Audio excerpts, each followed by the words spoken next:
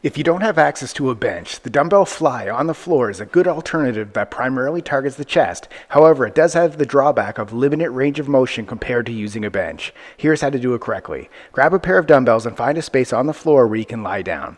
Lie flat on your back with your knees bent and feet flat on the floor. Hold the dumbbells with an overhand grip with your palms facing each other, then extend your arms straight up towards the ceiling. Your arms should be directly above your chest with a slight bend in your elbows. Slowly lower the dumbbells out to the sides in a wide arc, keeping a slight bend in your elbows throughout the movement. Focus on stretching your chest muscles as you lower the weights. Lower the dumbbells until your upper arms gently touch the floor. Your elbows should remain slightly bent and your wrists should be in line with your elbows to maintain proper form and reduce the risk of injury. Hold this stretch position for a brief moment to feel the stretch in your chest. Using your chest muscles, bring the dumbbells back up in the same wide arc to the starting position. Make sure to keep the motion controlled and avoid using momentum. Exhale as you lift the dumbbells back to the starting position and inhale as you lower them. At the top of the movement, squeeze your chest muscles together for maximum contraction. Repeat for reps.